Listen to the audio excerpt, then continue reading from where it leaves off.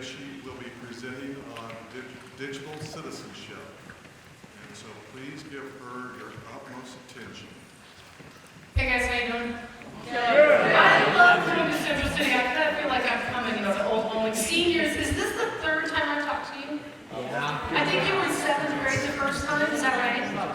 Something like that? So I feel like, all my babies are seniors. So how you doing? If you have not seen me before, my name is Karen Ozzie. You can call me Karen because I'm not a teacher or anything like that. I'm an attorney. I represent a bunch of school districts across the state of Nebraska, including Central City, so go Bison. Yeah. Yes. What is this? Okay, I got shots like that enough. Now you confuse me by doing all this stuff. I used to be a teacher, if you didn't know that about me. Before I went to law school, I was a teacher. And then when I went to law school, I discovered that there was this awesome thing called being a school lawyer. And so that's what I do. All I do is help school districts in Nebraska. Now, those of you that are seniors who've seen me 3 times, do you think that I have an entire hour's worth of new, stupid things that kids have done? Yes, 100% I do. No repeats here, because I've got a million stories to tell you about. You know that I talk to you about when kids do stupid things online. And so the 3 different categories of consequences that I want to talk to you about this afternoon deal with school-based consequences, criminal consequences, and victimization by predators, because those are the 3 things I see happening to kids over and over and over again. First off, on school-based consequences, I've divided this up into 2 groups of consequences because they're really different, both legally and emotionally, right? I mean, it kind of would stink to get a day of in-school suspension, but it would really suck to miss next Friday's football game against St. Paul, right? Amen. So I've got them divided up into these 2 groups. I want to start out by talking about activity suspensions. Here's the funny thing about activity suspensions. You care about missing a football game more than you care about missing a day of school, yes? But legally, as a lawyer, it is way easier for me to take away a football game than it is for me to take away a day of school. And so really the adults view it as upside down than how you guys view it. I will tell you that my go-to consequence at school for kids who've done dumb stuff online is to take away some kind of activity, because I know that's the stuff that you guys care most about, and I think that will drive the lesson home best that you shouldn't be doing this kind of stuff. So let me show you this case. I told you that cheerleader case last time, remember, where they were fighting about on Facebook in a van? This is a cheerleader case involving Snapchat. These cheerleaders in Louisiana have gone to an away game, so they're in a school van wearing their cheerleader uniforms. They stop at a quick shop on the way home after the game, like to pee and get something to, water or whatever. And while they're in the bathroom, 2 of the girls, they're wearing their cheerleading uniforms, so they have on their cheer briefs underneath them, right? But 2 of them flip up the pleated skirt that they're wearing, and then one of the other girls takes a picture of their butts under their cheer skirts. But they're not naked or anything, they're wearing their cheer briefs, but she takes a picture of them flipping up their cheerleading skirts and puts it on her Snapchat story. Somebody else screenshots it and sends it to a Snapchat, like one of those subscription Snapchat things you can subscribe to, like TMZ and all that. It's called Weekend Schemers.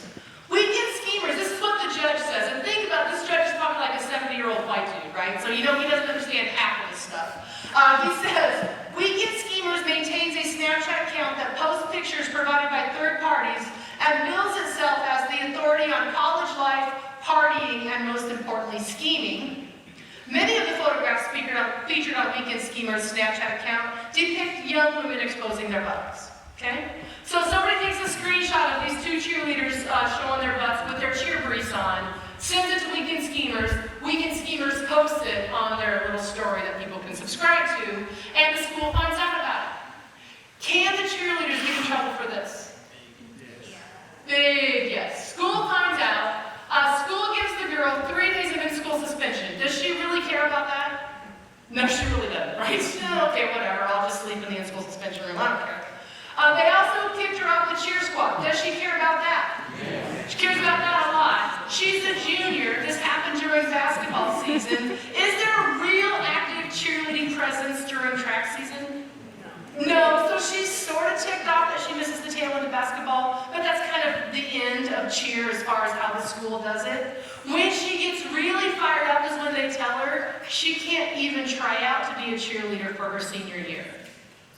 Oh my gosh, mom freaks out, right? So they hire a lawyer. The lawyer sues the school, claiming that the school has violated the law in 3 different ways by kicking this girl off the cheer squad.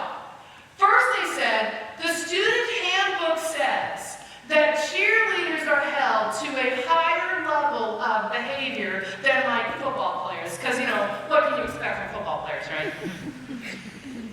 Cheerleaders have to have a higher grade point average. The cheerleading sponsor has a special like handout that she hands out and tells the girls, it's an all-girl cheer squad in the school. It has a handout that she tells the girls that all the special rules for cheerleading. And that the lawyer says, it's not fair, you can't hold cheerleaders to a higher standard than other activities. Does your coach get to set the rules for his or her team? Can those rules be more strict than what the school has said? Yes, 100%.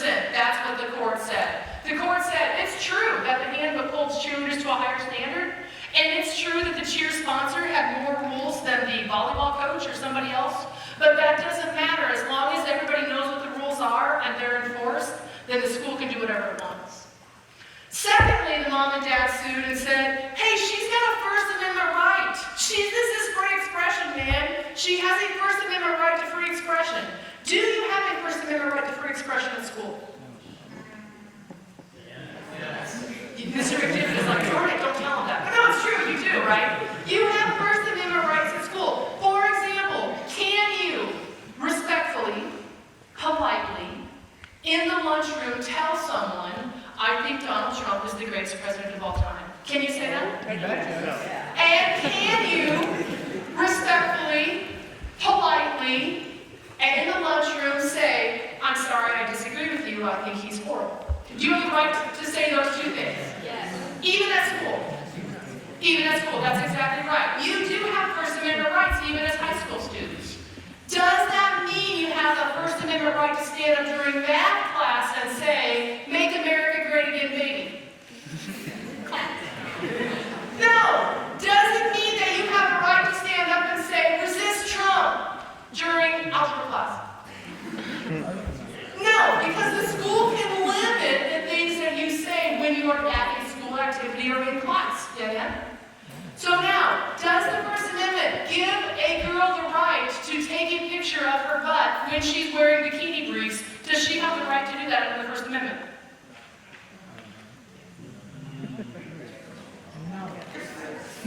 Not a cheerleader. She's at home. She's wearing a swimsuit. Does she have the right to take a picture of her butt in her swimsuit? Yeah, we're assuming that it's not obscene, it's not pornographic. We'll deal with that separately, right? Assume that this is not dirty. It's a legit picture. Does she have the right to do that in her bedroom? Yes. Does she have the right to do it while she's on a cheerleading trip? No. No. That's what the court said, and that's the lesson I want you to get from this case. The things that you can do at home and not get in trouble for, if there is a connection to school, if you're on a school trip, if you're a student athlete, if your coach has said you can't do that even away from school, you can get in trouble for activities in ways that you can't get in trouble for going to school like in the regular school day. Okay? So the court said, no, you don't have a First Amendment right in your cheerleading uniform to take a picture of your butt. Last one, the girl said, this is a pretty good argument. She says, well, you only punish me because I'm a girl. There's only girls on the cheer squad, and only cheerleaders got punished for taking pictures of their butt. So it's sex discrimination.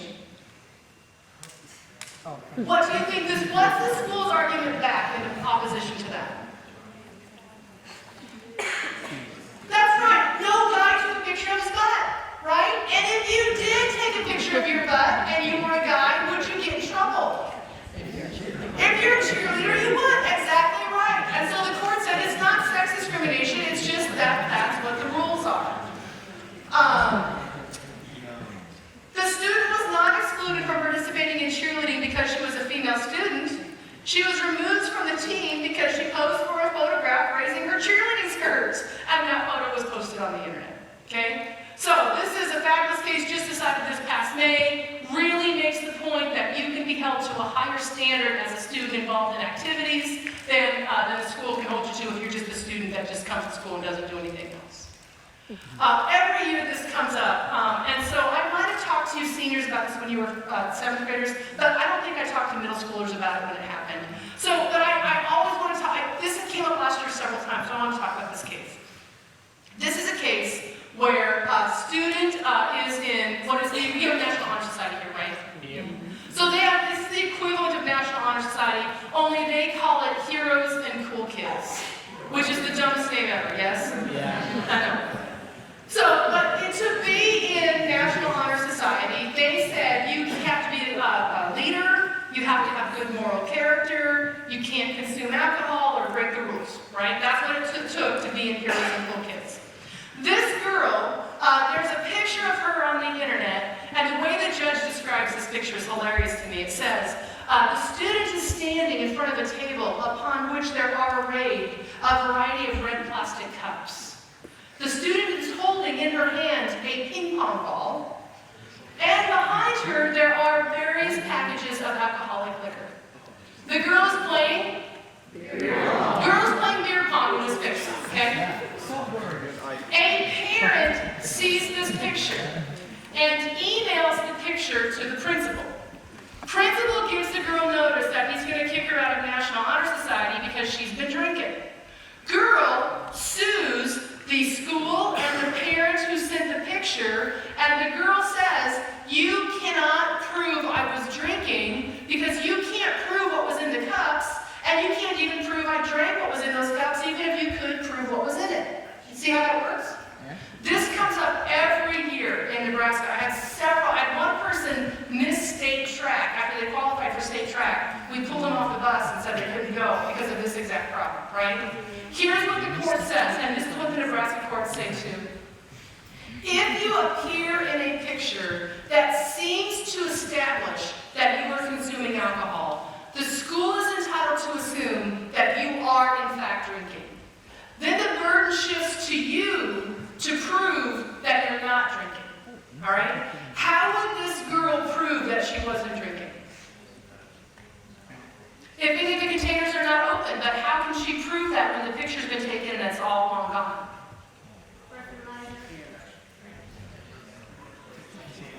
But they could do a urine test, but is she going to be able to take a urine test at this point in time?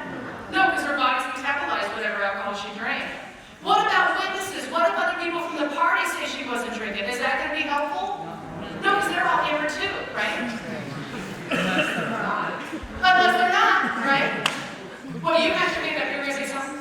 I was going to say that the witness thing. Yeah, the witness thing, we've had that happen where the witness said, right? In the end, it's going to be really, really hard for you to prove that you weren't drinking. Here's the point. If you care about volleyball, you care about show choir, you care about marching band, you care about playing football, if you go to a party and other kids are drinking, you are going to have to dip, right? Because what's your name? Danny, what's your name? If Danny and I are slammed at a party and we're taking pictures, ready, Danny? And Rose is behind us and all she's had to drink is that Pepsi, how is Rose going to be able to prove that? Well, Danny and I are going to be no help, right? Because we're obviously too stupid to be reliable. And so if Rose really, really wants to play volleyball, when Danny and I start drinking, out she has to go, right? I tell you, I do not enjoy kicking kids off sports teams for drinking violations. I hate it. I really, really, really ask that if you want to be on a sports team, just make yourself scarce if kids are drinking. Because that's the only real way to stay safe. Okay, so that's this case. I got excited and talked about it, but there you go. This is a high school basketball player, and the School Activities Association has said, do you know how when somebody fouls out in basketball, sometimes the crowd chants like left, right, as they walk off the court? You know what I'm talking about? So the School Activities Association in this state said you can't do that anymore. No more chants that would target another player. And this girl thought it was stupid, so she tweeted, eat stuff, WIAA. She had a 3.5 grade point average, pretty good basketball player. The State Activities Association called the school, so it'd be like Mr. Anderson getting a call from the state NSAA, and the State Activities Association said, either you suspend her or you're going to forfeit the next 5 games. What did the school do? Suspend her. She said, I never thought I could get in trouble for that, but she has no right to play basketball, so 100% they can pull her off the basketball team. This is another basketball case. This kid, in the locker room, right after his team lost the state championship game, he says, "Shout out to Portsmouth, you may have won in the regular season, but we won the ship. You suck. F yourself." This kid had a Division I scholarship to play basketball at Penn State. He was the state player of the year. This tweet goes out. He realized 15 minutes later that this was probably a stupid idea and deleted it, but of course someone had already taken a screenshot, right? This kid lost his scholarship. The State Activities Association stripped him of his Player of the Year status. He challenged that, and basically the court said, "Did you tweet that?" "Yes." "Well, then there you go, right? There is no defense."